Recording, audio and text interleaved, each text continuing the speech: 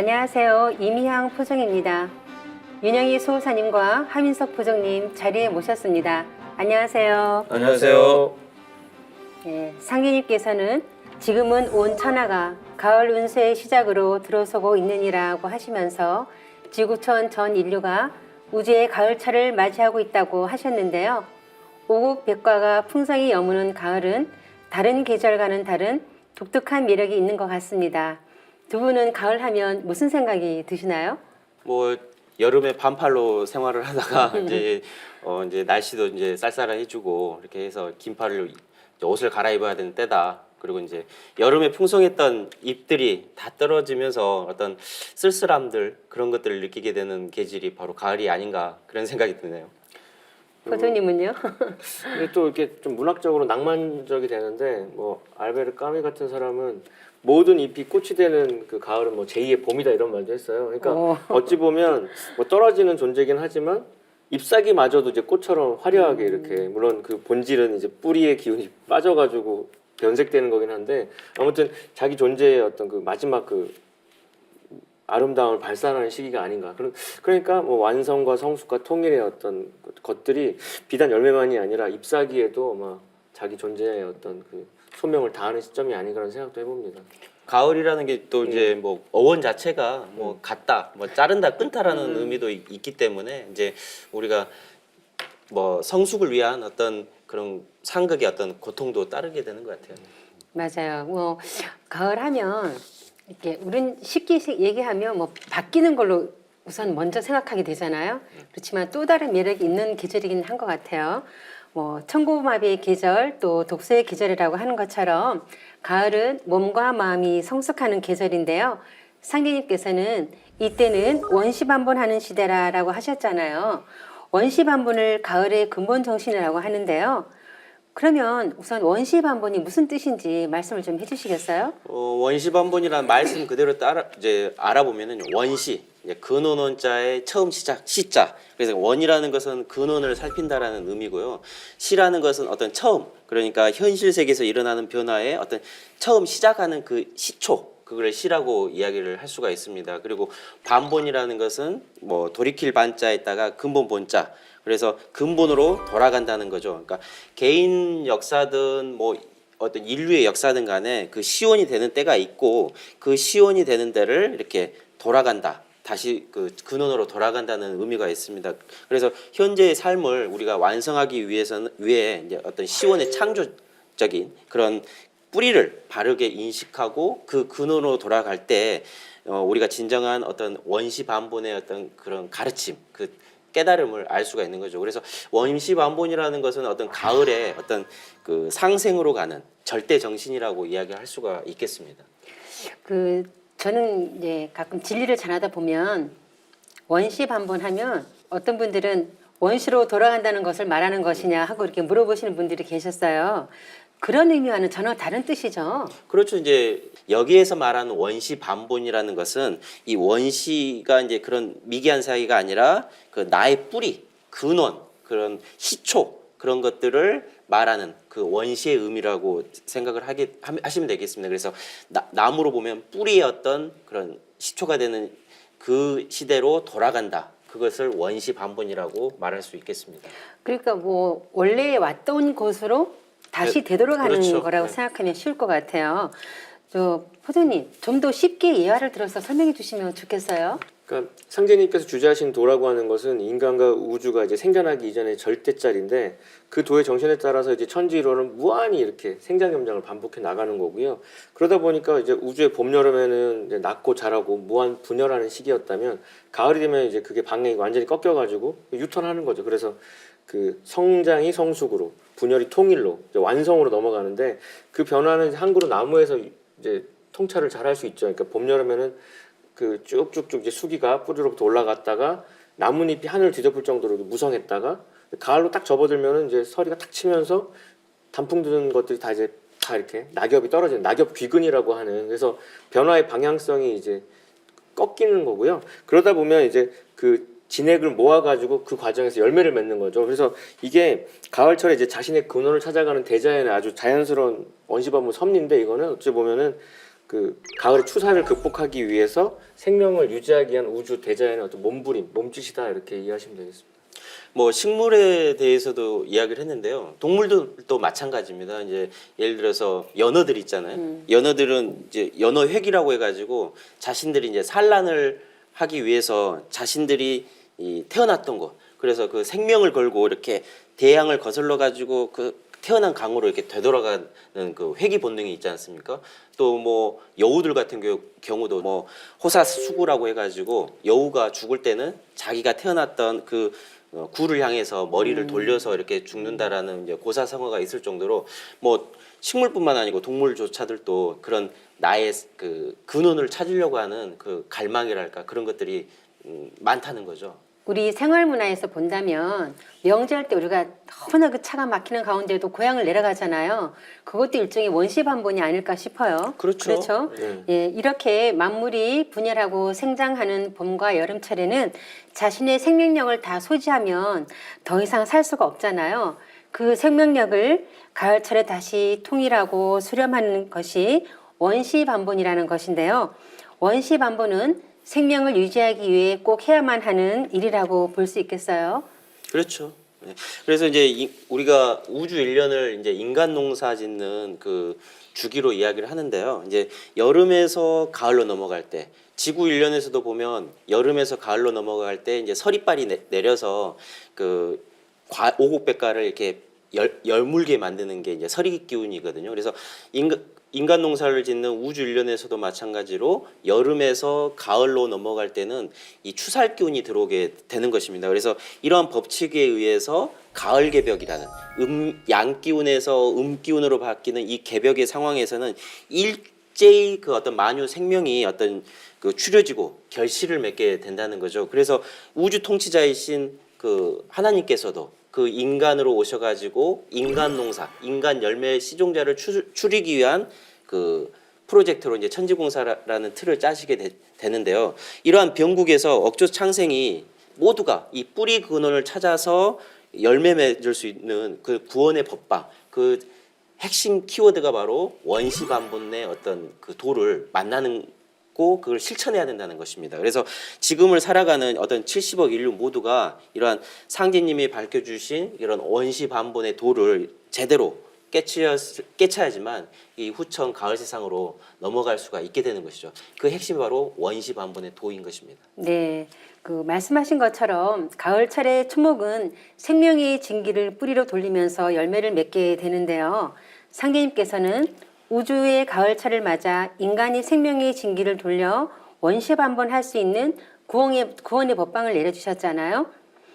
그 이에 대해서도 좀 한 말씀 해주시죠.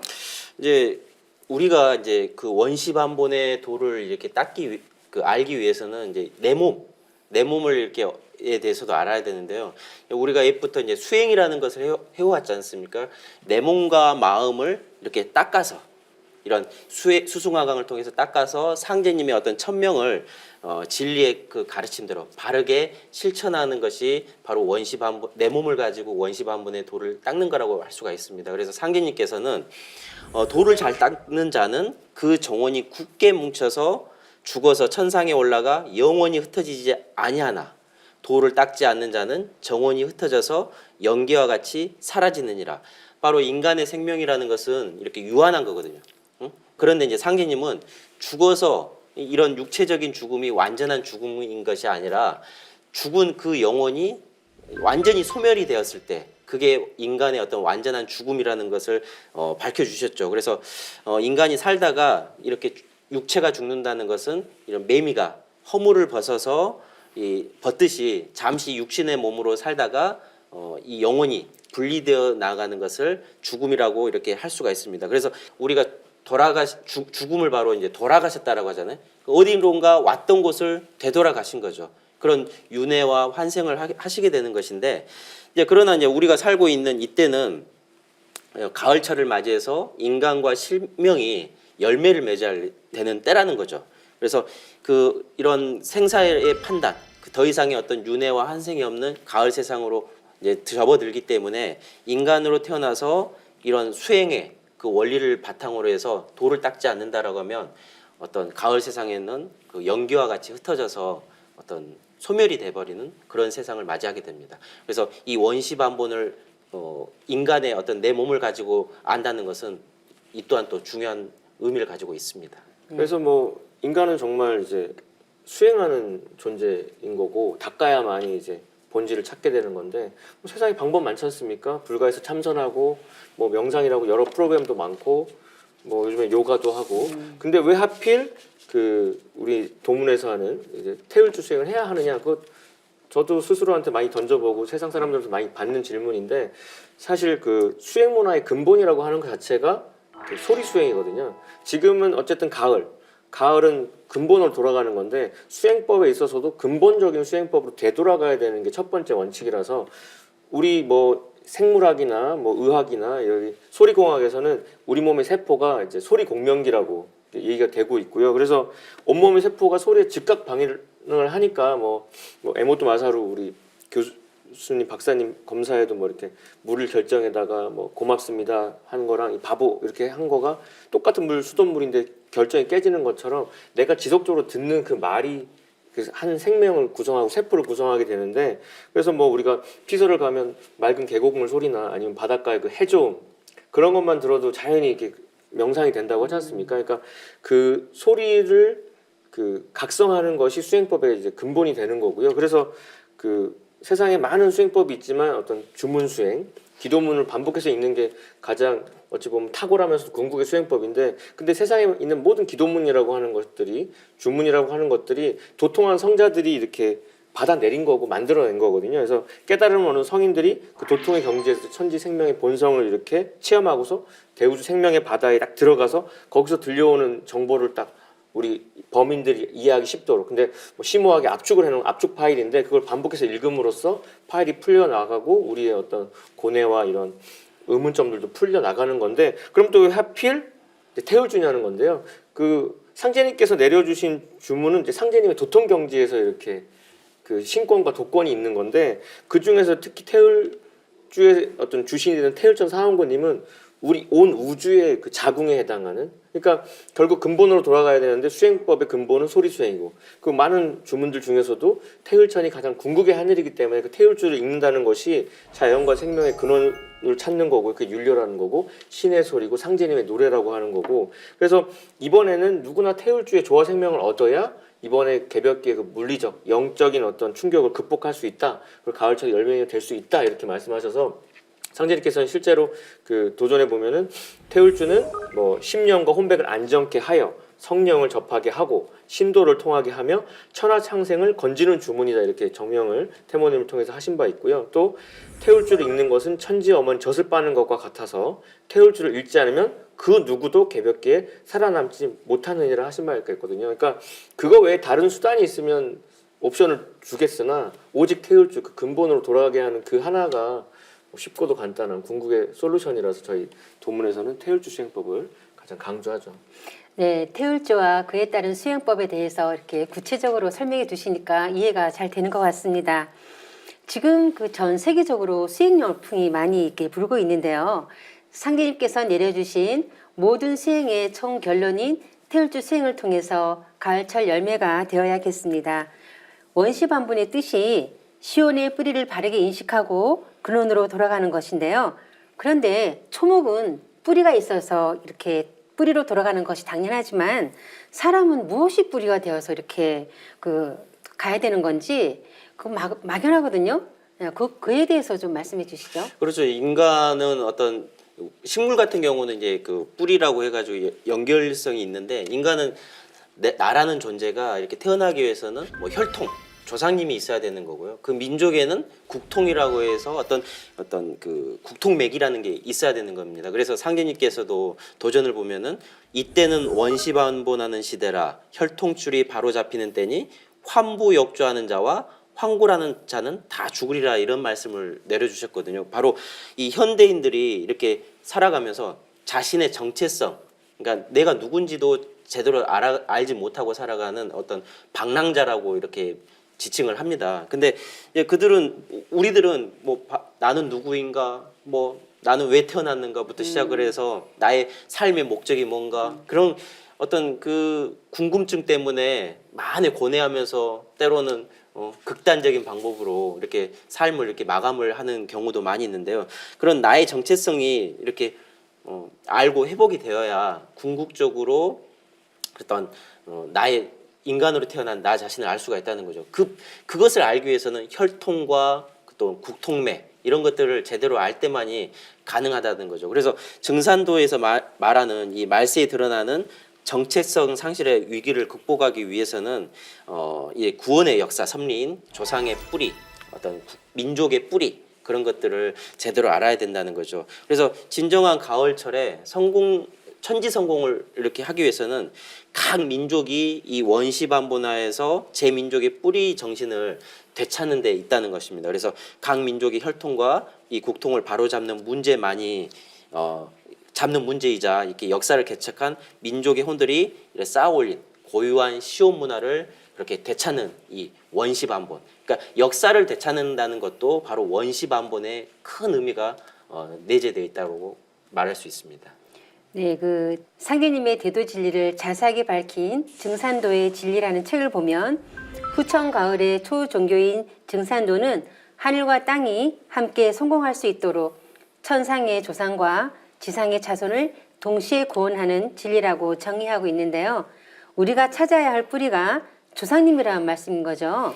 그렇죠. 이제 원시로 반본하는 이때는 무엇보다도 내 생명, 이 세상에서 가장 존귀한 것이 내 생명이기 때문에 내 생명의 뿌리, 내 조상, 민족 그런 것들을 찾아서 이렇게 섬기는 것이 바로 이 가을 개벽기를 맞이해서 이렇게 원시 반본의 어떤 도를 이루는 것이죠. 그래서 상기님의 진리를 만나서 진리를 깨닫는 그 힘의 어떤 원동력, 그 힘도 바로 조상님들의 인도에 의해서 이 가을 진리를 만날 수 있게 된 것입니다. 그래서 상기님의 말씀을 이렇게 보면은요, 만성 선령신들이 모두 나에게 봉공하여 덕을 쌓음으로써 자손을 타내리고 살 길을 얻게 되나니 너희에게는 선령이 하나님이니라.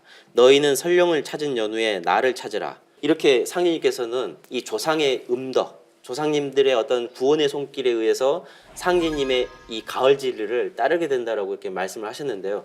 이 우주 안에서 가장 소중한 것이 뭐냐? 바로 각자의 자기 자신이거든요. 그럼 내 자신을 있게 나라는 존재가 있게 해준 것은 누구냐? 바로 부모님, 그 위에 뭐 할아버지, 증조부, 고조부 이렇게 올라가면 나의 조상이 바로 나의 소중한 내 자신을 있게 해주신 분들이라는 거죠. 그렇기 때문에 나의 조상을 이렇게 섬기지 않고 이렇게 모시지 않는다는 것은 어떤 이 가을의 그 세상에서 구원을 받을 수 없게 된다라고도 할 수가 있는 것입니다. 그런 이 우리 증산도의 태상 종도사님께서도 이와 관련된 말씀을 하신 게 있는데요. 사람은 첫째로 조상을 알아야 한다. 자기 조상은 하나님보다 더 소중한 존재다. 자기 조상 없이 자신이 어떻게 생겨날 수 있는가라고 이렇게 말씀하시면서 부모 조상은 제1의 하나님이요 원 하나님은 제2의 하나님이다라고 이렇게 강조하신 거죠. 그래서 상기님께서는 제 조상을 부정하고 나의 뿌리를 부정하고서는 이 조상의 이 음덕이 없이는 이 가을 개벽 세상을 온전하게 넘어갈 수 없다라고까지 이렇게 말씀을 하신 것입니다. 부장님, 그래서 우리 증산도에서는 조상님에 대한 제사를 아주 깍듯이 모시고 있죠.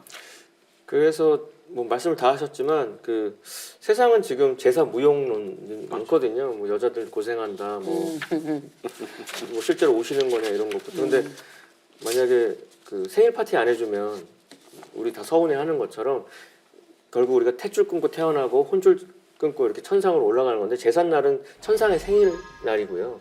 그 생일날을 기념하는 건 굉장히 뜻깊은 의미가 있습니다. 그리고 말씀하신 바대로 우리가 지금 이 지상에서 이게 모든 걸 누릴 수 있는 거는 조상님들이 그렇게 짱짱하게 이렇게 보살펴 주신 거고, 뭐 60년 동안 공을 들인다고 60년 동안 공을 들여도 못 타내는 자손도 조상도 많다고 할 정도로 우리가 지금 이 순간에 이런 대화를 나눌 수 이런 기적이 일어날 이면에는 조상님들의 무한한 어떤 정성이 있는데 그거에 대한 기본적인 그 감사의 예를 표하지 않는다는 것 자체가 좀 어불성설이고요. 그래서 그 죽어도 결국 그 지상에서의 그 천류는 지속이 되는 거고, 나를 이 자리에 있게 한 그 조상님에게 그 음식을 받드는 것 자체가 나무가 뿌리에 물 줘야지 열매가 잘 되듯이 그게 결국 어디로 흘러가는 게 아니라 결국 나잘되는 걸로 떨어진다고 할 때 그 제사는 정말 아주 필수적인 그건 대체 불가능한 어떤 기본적인 어떤 예의다라는 생각을 하고 있습니다. 그러니까 이제 어떤 이 신도 세계에서는 자손을 그렇게 이 가을 세상을 넘어갈 수 있는 그 구원의 손길로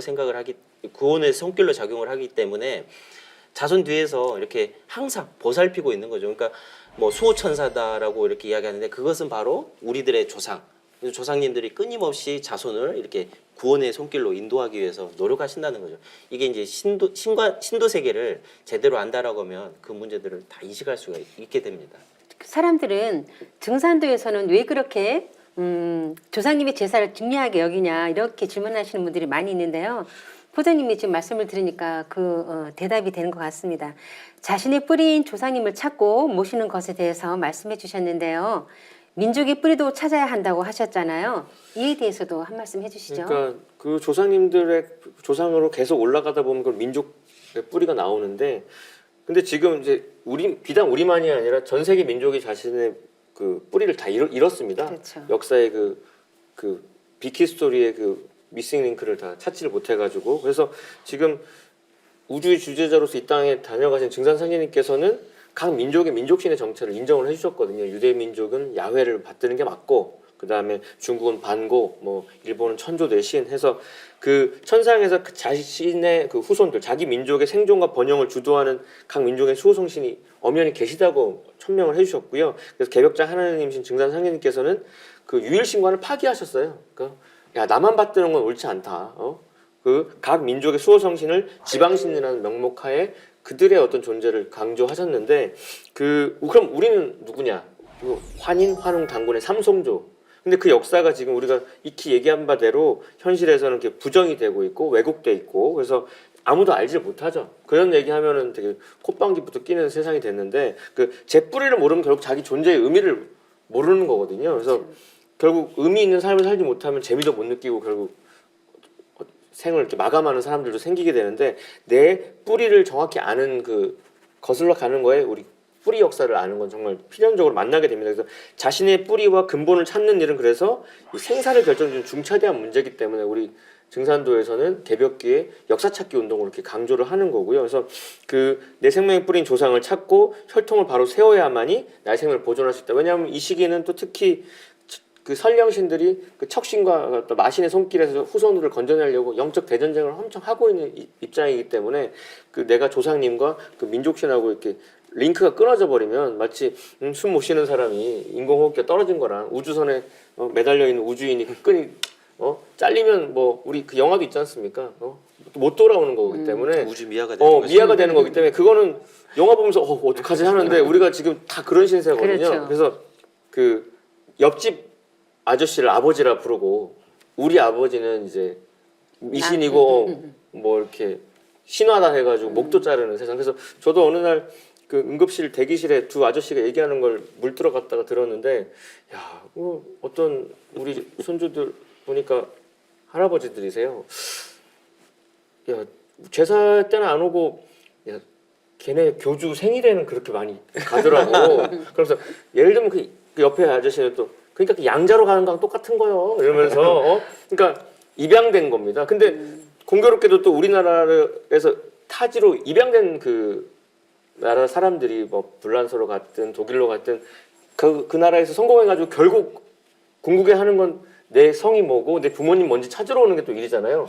인간의 그건 본능이고 본성이 아닌가. 그래서 그 국통을 찾는 거는 상제님이 엄청나게 강조를 하시고요. 그거를 하지 않는 거는 큰 대죄라고 말씀하십니다. 그게 언급했던 환부역조의 대죄인데, 그래서 우리가 역사 찾는 건 하나님 믿는 거 이상의 어떤 절대적인 어떤 미션을 갖고 있는 거고, 지금 일어나고 있는 이런 전쟁이라고 하는 것도 알고 보면은 민족 간의 투쟁 대립도 지방신과 지운이 통일되지 못해서 그랬다라고 했기 때문에, 그걸 바로 알고 서로 바로 잡힐 때만이 각 민족이 자기의 혈통적으로 바로 잡을 때만이 그런 전쟁도 종결된다. 평화와도 직결된 문제라는 겁니다.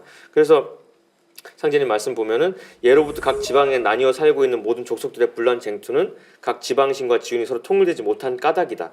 이제 각 지방신과 지운을 통일케 함이 인류 화평의 원동력이 된다 하셨거든요. 그러니까 세계 각 민족이 원시반본이 되는 날, 자기의 뿌리를 찾는 날, 민족의 정통성과 주체성이 회복되는 날에 진정한 대동사회가 이루어진다. 그래서 국통명을 찾는 건 비단 우리가 잘났다는 걸 찾는 게 아니라 각 민족이 자기 뿌리 찾아가지고 서로가 정말 한 형제라는 걸 깨닫는 거죠. 왼발이 오른발 밟는다고 오른발이 왼발을 안 밟는 건데고 그걸 모르니까 서로 아득바득 하는 거니까요.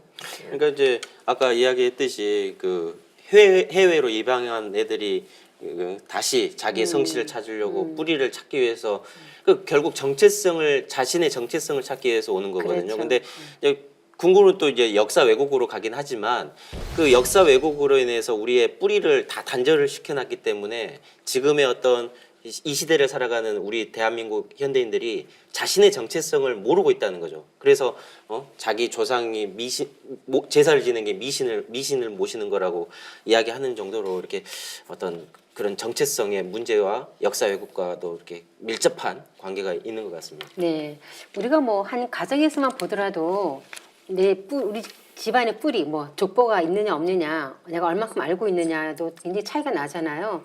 그런 것처럼 우리 민족도 그 뿌리 역사를 상실해 버리다 보니까 정신적인 미화가 된 것 같은 느낌이 들어요. 그렇죠. 요즘 근래에 와서는 더욱더 그런 걸 많이 실감하는데요. 우리나라의 그 시온 역사와 국통맥을 설명하면서 환단고기를 이렇게 소개하다 보면 간혹 왜 증산도에서 역사를 바로잡는 일을 하느냐고 반문하는 분들이 계시거든요. 원시로 반분하는 우주 가을차를 맞아서 자신과 민족의 뿌리를 찾고 역사를 밝히는 것이 절대적이라는 것을 다시 한번 절감할 수 있게 되었습니다. 우리의 올바른 역사를 소개하는 것도 좋을 것 같습니다. 일제의해서 역사서들이 20여만 권이 불태워져 버리고 유일하게 남아있는 우리의 어떤 국통맥을 알 수가 있는 책이 환단고기거든요. 황금시대는 어떤 시대인가요? 황금시대라는 것은 전쟁이 없었던 시대. 환족이 또 더 가거든요. 백두산에 머무르지 않고 베링 해협을 건너갑니다.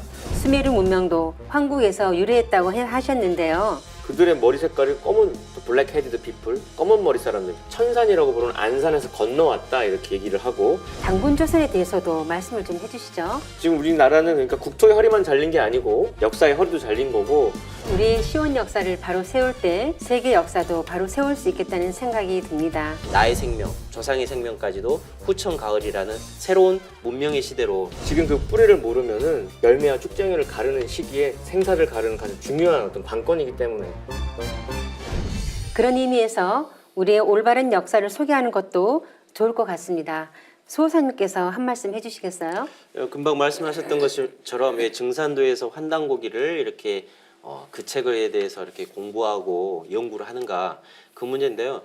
우리 좀 전에도 이야기했지만 일제의해서 우리나라의 어떤 그 역사서 그런 역사서들이 20여만 권이 불태워져 버리고 유일하게 남아있는 우리의 어떤 국통맥을 알 수가 있는 책이 환단고기거든요. 그래서 이 환단고기를 통해서 우리의 어떤 잃어버린 한민족의 기원과 상고사를 알 수가 있다는 거죠.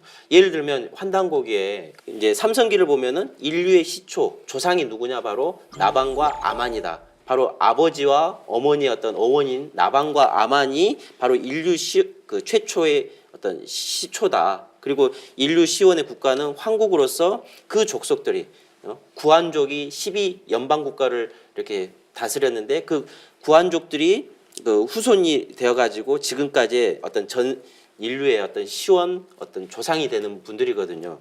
그 인류 발상에 대한 해답을 명쾌한 진리로서 이렇게 내려줄 수 있는 것이 또 그런 민족이 바로 지구상에는 우리 한민족밖에 없다는 거죠. 그것이 환단고기에 나와 있다라는 것입니다. 그래서 우리는 세계 각 민족의 어떤 인류 시온 국가인 이 황국에서 뻗어나갔다는 이 놀라운 사실을 한민족의 어떤 창세 역사를 통해서 이렇게 확인할 수가 있고요. 환단고기의 어떤 삼성기만 봐더라도 동방 한민족의 뿌리이자 인류 창세 나라의 이 황국 역사를 정확하게 명확하게 밝히고 있기 때문에 이 환단고기는 단순하게 우리 한민족의만의 역사서가 아니라 전 세계의 어떤 시온 뿌리를 알 수 있는 원시반본, 인간의 원시반본 이 시온 근원을 알 수 있는 역사서이기 때문에 전 세계 사람들이 같이 봐야 된다는 것이죠. 그래서 그만큼 환단고기가 중요한 이 전 인류의 역사서 이런 그 사료가 되는 것입니다. 그래서 아까 삼성기 말씀하셨는데 딱 그 삼성기를 펼치자마자 나오는 문장이 오환건국이 최고라 해서 우리 환족의 나라 세움이 가장 오래되었다 했는데 거기서 보면 가장 이제 환단곡이 그 어마어마한 이야기에 한 글자로 압축하면 나오는 거, 환.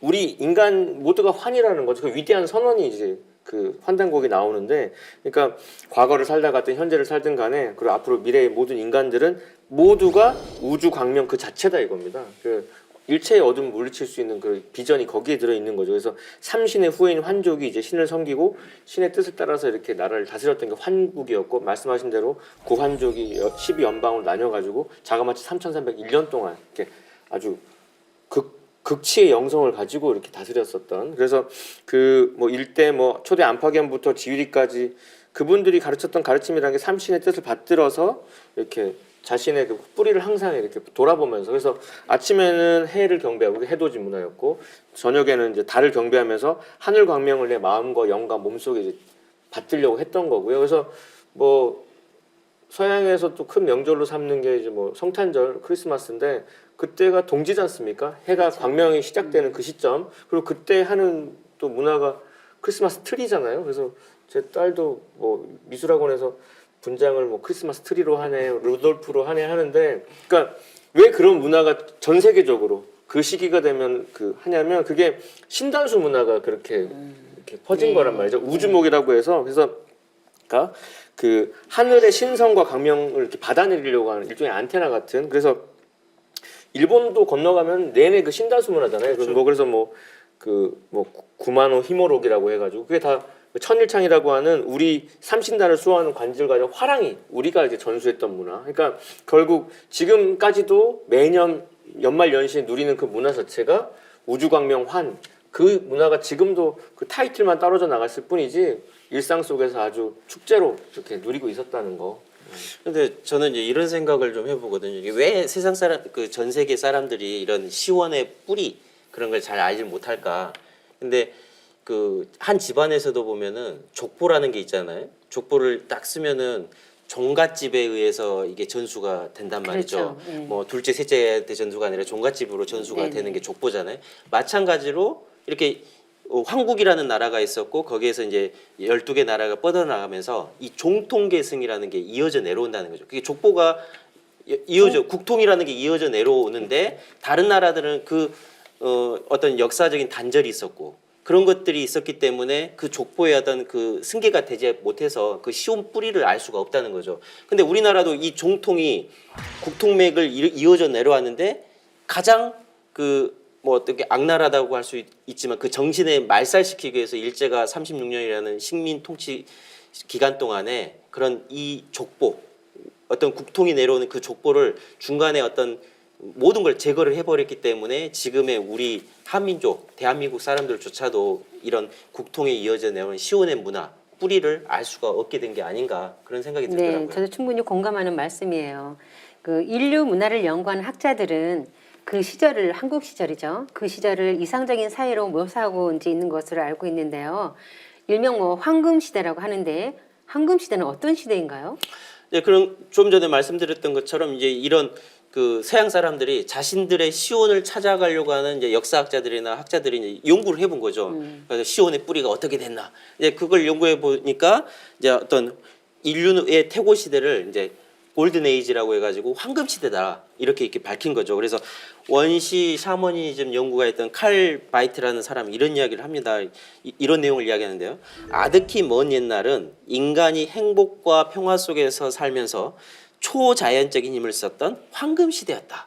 이렇게 이야기를 하거든요. 또 태고 시대 사람들은 별 어려움 없이 신과 소통할 수 있었고 죽음을 모르고 질병과 고통이 없는 자유로운 경제에 살았다. 이런 이야기를 하거든요. 그러니까 황금 시대라는 것은 전쟁이 없었던 시대, 또 질병이랄지 어떤 죽음의 어떤 초월한 왜 인간과 신이 소통을 하고 있었기 때문에 그런 우리가 지금의 어떤 그 걱정하는 그런 고민거리들이 그런 것들이 없이 어떤 자연과 하나가 된 그런 시대를 이제 황금 시대라고 할 수가 있죠. 또 스티브 테일러라고 하는 사람이 이제 자아폭발이라는 책에서는 이런 이야기를 합니다.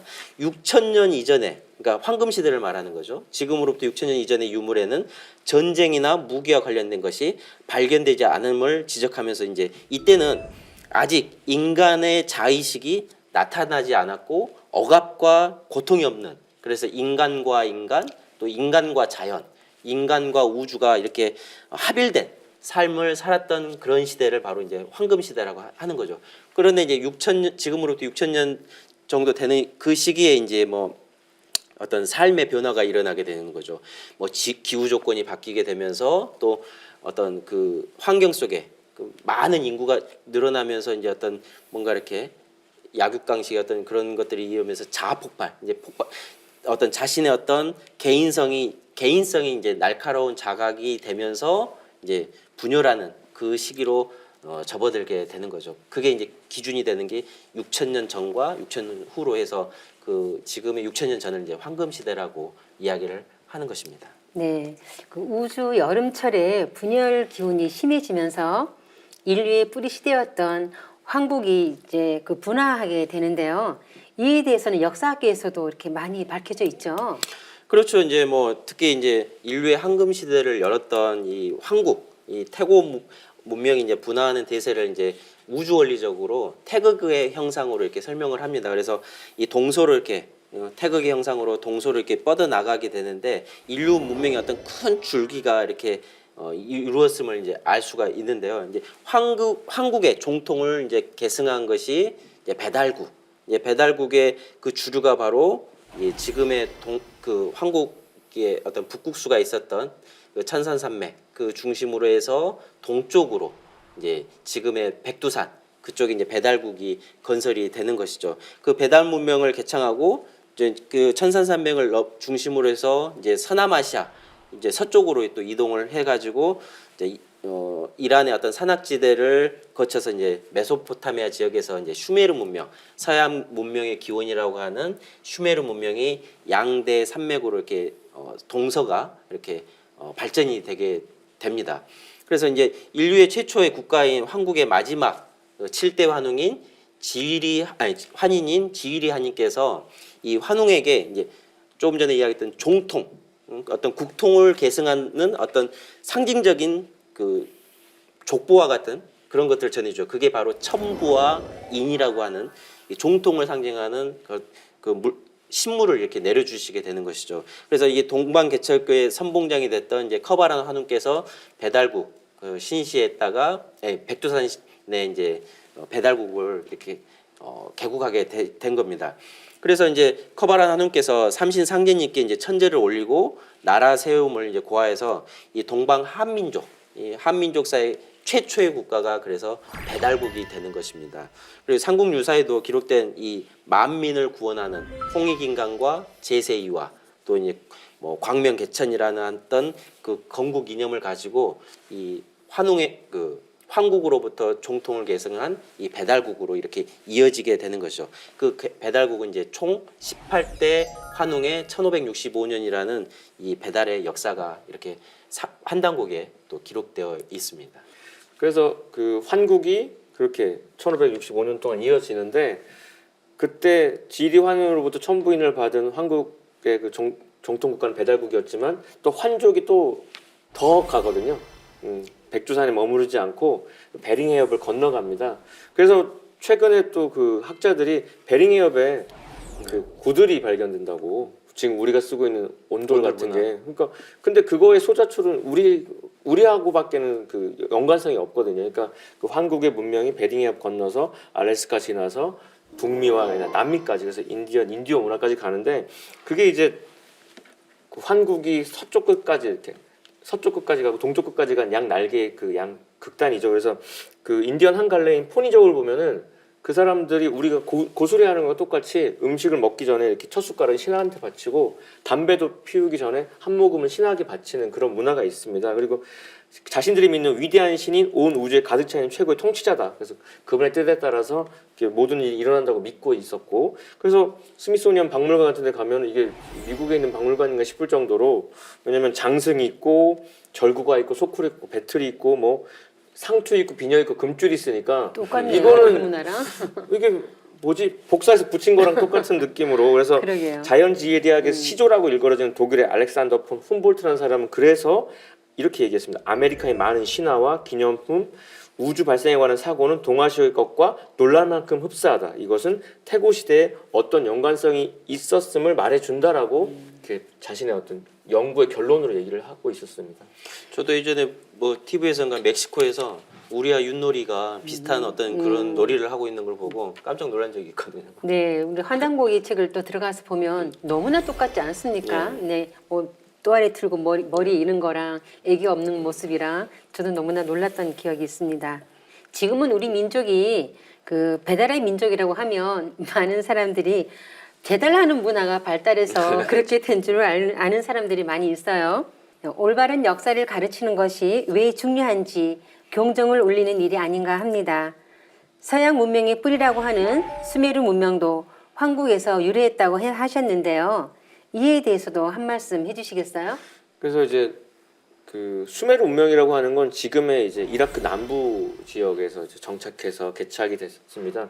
일단 그 문명을 서양 학자들이 자기들 문명의 뿌리라고 얘기를 하거든요. 근데 이제 그들의 머리 색깔이 검은 블랙 헤디드 피플, 검은 머리 사람들, 자기들은 검은 머리 아닌데도 불구하고 자신들 문명의 뿌리가 검은 머리의 수메르인이라고 얘기하고 그들은 그럼 어디서 왔냐? 거기에 정착하기 전에 천산이라고 부르는 안산에서 건너왔다 이렇게 얘기를 하고 그리고 그들이 문화 키워드는 삼시문화 그대로 있는데 그러니까 인격을 지닌 수많은 신들이 자연에 내재해 있다고 믿으면서 다신관을 갖고 있으면서 그 중에 이제 최고신이 있다 이런 신관을 갖고 있었죠. 그래서 가장 대표적인 인물이 이제 성경에 등장하는 아브라함이죠. 그래서 아브라함이 4,000년 전에 그 유대인들의 조상으로 알려진 그 아브라함이 갈대아 우루 수메르 도시국가인데 거기에서 아버지를 따라서 지금의 팔레스타인 땅 가나안으로 이주를 하면서 유대 문화가 이제 뿌리 내려지기 시작하거든요. 그래서 그 수메르 문화를 그대로 계승한 유대인들은 조상님 무덤에 통로를 내가지고 음식도 넣어주고 그런 문화를 갖고 있었어요. 그러니까 조상님 받드는 문화가 그 정도로 철저했고요.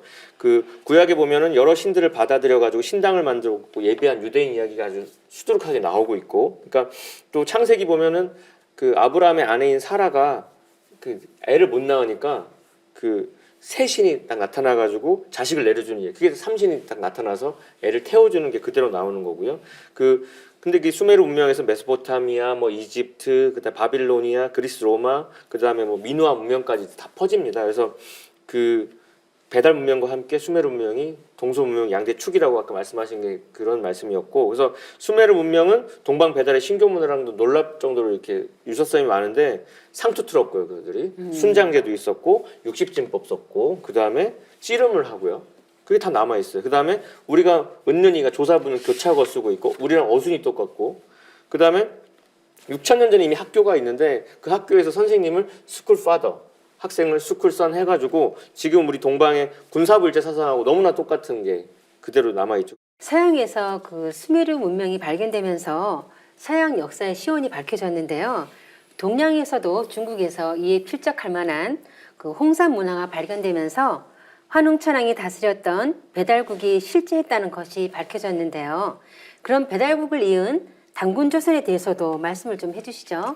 이제 배달국은 이제 마지막 이제 1500여 년 정도 지났을 때 이제 마지막 황제였던 환웅이었던 거불단 환웅께서 이제 세상을 떠나자 이제 단군왕검께서 이제 배달의 동이종일 통일하고 이제 조선 아침해가 가장 먼저 뜨는 그 땅이다라고 해가 조선이라는 이제 국호를 이제 세우게 되신 거죠. 그래서 단군은 이 삼신상제님께 천제를 올리고, 그러니까 우리가 개천절 하면은 뭐 단군왕검께서 나라를 개국한 날로 알고 있는데요. 원래는 이 배달국의 그 첫 번째 그 배달국 그 개국했던 날이 바로 우리가 알고 있는 음력 10월 3일 개천절입니다. 근데 이제 양력으로 알고 있는데 원래 10월 3일 개천절이고요.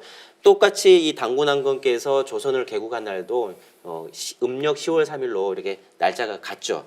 근데 이제 그 단군왕검께서 이 천제를 상기님께 천제를 지내고 이제 송화강 그 유역, 그러니까 지금의 하얼빈인데요. 송화강 일대가 거기에 이제 아침의 태양이 빛이 비치는 땅이다라고 해가지고 아사달에 이 도읍을 정하게 되십니다. 그래서 규원사나 뭐 단군세기 등에 이렇게 보면은 단군은 뭐 지금의 대통령이라고 하는 칭호가 최고의 권력자인 것처럼 이 단군이라는 호칭이 바로 그 당대 최고였던 그 통치자를 일컫는 칭호였다는 거죠. 그래서 환단고기에 실려 있는 이 단군세기를 쭉 보면 거기에 이제 47분의 단군께서 나라를 이렇게 통치했던 그런 이렇게 시대의 어떤 그런 인물들 그 이름과 얼마나 통치했는지가 이렇게 단군세기에 정확하게 명시가 돼 있죠. 그래서 지금으로부터 BC 2333년에 이제 조선을 세운 단군 성조부터 마지막 이제 47대 고열가 단군까지의 어떤 영년 그 시대를 보면 2096년이나 이렇게 되는 것이죠. 그래서 그냥 역사 왜곡에 의해서 환인, 환웅, 단군이 뭐 3대에 걸친 역사로 알고 있지만 그것이 아니라 환인과 7분의 환인과 18분의 환웅, 47분의 단군이 통치했던 그런 황금의 시대가 있었다는 것을 이렇게 알아야 되는 거죠. 네, 지금 말씀하신 것처럼 이렇게 명백하게 우리 삼성조 역사가 살아 있음에도 불구하고 중화사관과 일제 식민사관의 영향으로 우리의 뿌리 역사를 부정하고 있지 않습니까? 정말 참으로 통탄할 일인데요.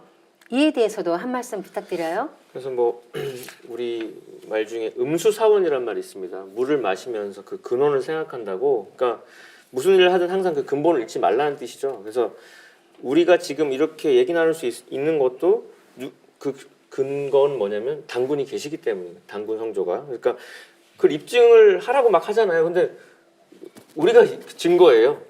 우리가 있다는 것 자체가 그분들이 그렇죠. 있음을 맞습니다. 너무나 이렇게 밝히는 거기 때문에 거기다 대고 뭘 말하냐는 거죠. 근데 그 상제님께서도 이 동방 한민족의 역사를 이제 실제한 역사로 이렇게 밝혀주셨습니다. 그래서 동방의 한민족 모두 단군의 후손이고 단군은 역사 속 실존 인물인 거를 이제 강하게 밝혀주셨는데 그래서 이런 글도 이제 남기셨어요. 그러니까 조선국 상계신, 중계신, 하계신이 무의무탁하니 불가불 문자 개의인이라. 그래서 조선국의 상계신 환인, 중계신 환웅, 하계신 단군이 몸부쳐 의탁할 곳이 없나니 환부역조하지 말고 잘 받들 것을 글로써 너희들에게 경계하지 않을 수 없노라 이렇게 하신 바 있고요. 근데 지금은 이제 국조를 부정하는 사태가 됐죠. 그래서 유구한 역사. 근데 그런 일이 이 유구한 역사에서 처음 있는 일입니다. 우리가 우리 역사를 자른다는 일이 일제 강점기가 그렇게 우리한테 남긴 아직도 남아 있는 바이러스인데 지금 우리나라는 그러니까 국토의 허리만 잘린 게 아니고 역사의 허리도 잘린 거고 그럼 그 공포 영화를 생각해 보시면 됩니다. 다리만 왔다 갔다 하는 거죠. 머리랑 몸통이 없어요. 응? 그런 거 그 엽기적인 영화에서 보는데 지금 우리가 그런 꼴이거든요. 그 삼성조, 상계신, 중계신, 하계신을 부정한다는 것이. 그러니까 그렇게 생각하고 우리가 이 역사의 문제를 좀 가져야 되는데 그 어쨌든 상제님께서는 조선을 개창하신 단군 성조가 우리 삼성조 중에 하계신 가장 우리의 그 직접적인 조상임을 강조해 주신 바 있다. 이걸 한번 다시 한번 상기시키고 싶네요. 이 유구한 역사를 참 우리가 너무나 모르고 살고 있고 또 이렇게 왜곡되어 있고 너무너무 안타깝고 가슴이 아픕니다. 역사를 이야기할 때마다 굉장히 가슴이 아프고 답답합니다.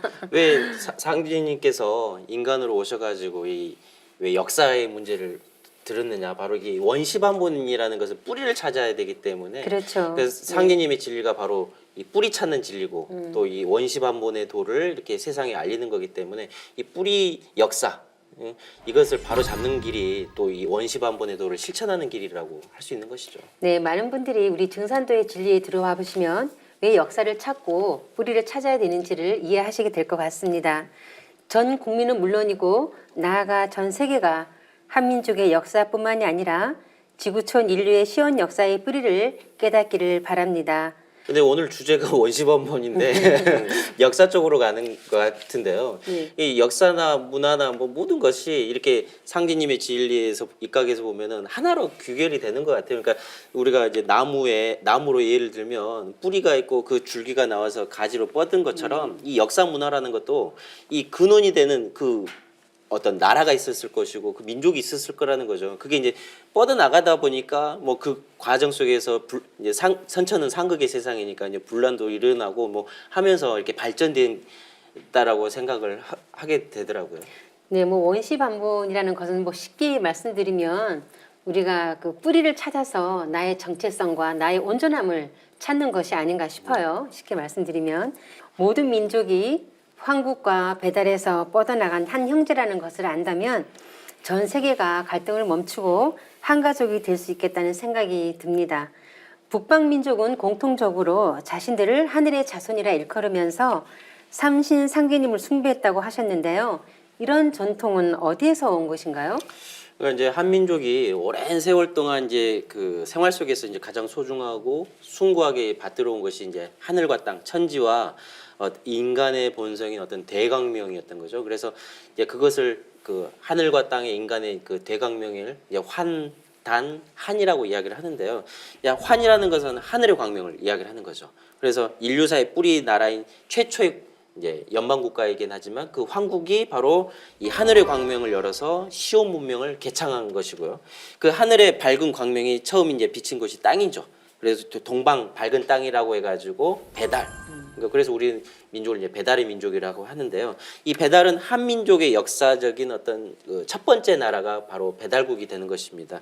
그 배달이 뜻하는 이 땅의 광명을 이제 단이라고 하는 것이고, 이 우주 광명 의식을 열어서 인류 사회 시온 문명을 개창한 이 천지 환단의 시대 황금 시절이 바로 황국과 배달의 역사인 거죠. 이제 그런 하늘과 땅의 그 광명을 받아서 이제 펼쳐지는 이 한의 정신, 그게 바로 인간의 어떤 광명이 한인데요. 바로 대한민국이라는 국호, 그 안에 있는 대한이라고 할 때 그 한이 바로 인광명의 그 한이라고 할 수가 있습니다.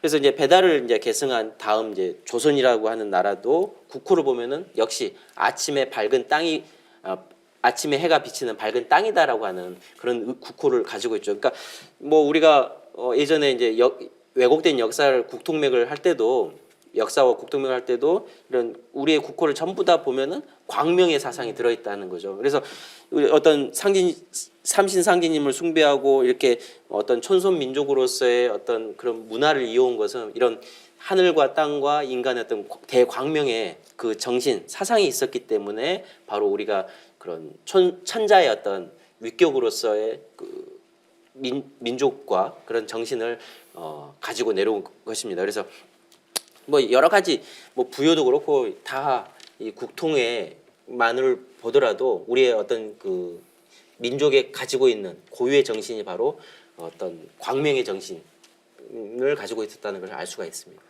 그래서 이제 뭐 환단고기를 한 글자로 압축하면 환인데, 그게 이제 천지인 삼재로 나뉘어서 하늘광명, 땅광명, 인광명인 거고, 조선 왕조 500년의 마지막 우리 고종 황제께서는 나라를 황제국으로 이제 대한 제국이라고 할 때 그게 그대로 대한민국으로 바뀌어서 지금 우리가 지금 한국 사람으로 살고 있는데, 왜 한이라고 붙였냐? 그게 인광명의 키워드가 붙어 있는 거니까, 그 조선 왕조로 끝난 이 우리의 도도한 그 국통맥은 그 광명 사상의 발현을 하기 위한 몸부림이었다는 게 다시 한번 이제 상기가 되고요. 그래서 상제님께서는 항상 그 언제든지 동쪽에서 먼저 일어나니 동으로 힘쓰라는 말씀하셨거든요. 그래서 뭐 어디를 가실 때든 항상 머리를 동쪽으로 먼저 두르시고 동쪽으로 한 발을 내두신 뒤에야 비로소 다른 곳을 향할 정도로 이 동쪽의 정신, 이 광명의 정신을 온몸으로 이렇게 당신이 생전에 이렇게 펼치셨다는 것도 한번 기억해 볼 만한 사실입니다. 네, 우리의 시온 역사를 바로 세울 때 세계 역사도 바로 세울 수 있겠다는 생각이 듭니다. 지금까지 가을의 구원 정신인 원시 반본을 이루는 길은 자신의 뿌리인 조상님을 찾고 또 모시면서 민족의 뿌리를 찾고 역사를 바로 아는 데 있다는 것을 알아보았는데요. 그러면 마지막으로 마무리 말씀 부탁드리겠습니다. 네, 원시반본을 이야기하다 보니까 이제 역사를 이야기하고 그 역사를 이야기하다 보니까 이제 우리 민족 동이족의 어떤 혈통으로 이제 이어온 분들이 이제 동방은 물론이고 서양 문명까지도 어떤 뿌리가 되는 그런 역사를 개척하신 그런 분들이었다는 것이죠. 그래서 우주의 주제자이신 이 상제님께서 이 인간으로 오셔서도 이 빛나는 이 동이족의 역사들, 이 동방의 역사들을 되살리기 위해서 한민족과 인류를 구원하는 이 후천 가을의 문명을 여는 그런 위대한 창조자의 어떤 원동력을 이 동방 한민족에게 심으신 거죠. 그래서 친히 인간으로 오실 때도 바로 서양이 아닌 이 동방, 우리 대한민국으로 오시게 된 또 이유 중에도 하나인 것이죠. 그래서 이 천지공사를 집행하신 그 내면에도 다 이렇게 원시반본의 도를 바탕으로 한다는 것이죠. 그래서 이것이 가을의 정신인 이 원시반본의 도를 정확하게 자각할 때만이 나의 생명, 조상의 생명까지도 후천 가을이라는 새로운 문명의 시대로 넘어갈 수 있다는 것을 알 수가 있습니다. 제가 이제 얼마 전에 제주도를 갔는데 그 한라산 그 도로름 가는 둘레길을 걸었습니다. 평지 같은 길인데 거기에 이렇게 나무가 이렇게 딱 쓰러져 있어요. 엄청 높은 세월이 오래된 나무인데 여지없이 그냥 딱 쓰러져 있는데요. 그 같이 가이드 하셨던 분이 설명하는 게 저렇게 큰 나무인데 너무 어이없이 딱 쓰러져 있거든요. 그래서 뿌리가 드러나서 봤는데 거기는 화산섬이어가지고 뿌리가 깊지 않습니다. 판근이라 그래가지고 옆으로만 이렇게 펼쳐져 있고 밑으로 깊이 내려가지를 않는 거예요. 들어갈 수가 없다고 하더라고요. 그래서 서로 연결을 해가지고 버티는 거지 깊이 뿌리를 내려서 사는 게 아닌데 뭐 여름에마다 찾아오는 태풍에 그냥 그 우람한 나무가 바보같이 이렇게 쓰러져 있는 걸 보고 지금 왜 뿌리 찾는 게 중요하냐, 역사의 진실을 밝히는 게 왜 중요하냐면 지금 그 뿌리를 모르면은 그 생사 판단하는 시기에 그 열매와 쭉쟁이를 가르는 시기에 그게 생사를 가르는 가장 중요한 어떤 관건이기 때문에 네, 그런 얘기를 강조하는 게 아닌가 저는 생각을 합니다. 네, 우주의 가을철을 맞아 인류가 성숙한 열매를 맺는 길은 뿌리를 찾아 근본으로 돌아가는 원시 반본을 실천하는 데 있다는 것을 알 수 있었는데요. 다음 시간에는 인류가 이룩한 정신문화의 뿌리는 무엇인지 알아보는 시간을 갖겠습니다. 지금까지 시청해주신 시청자 여러분, 감사합니다.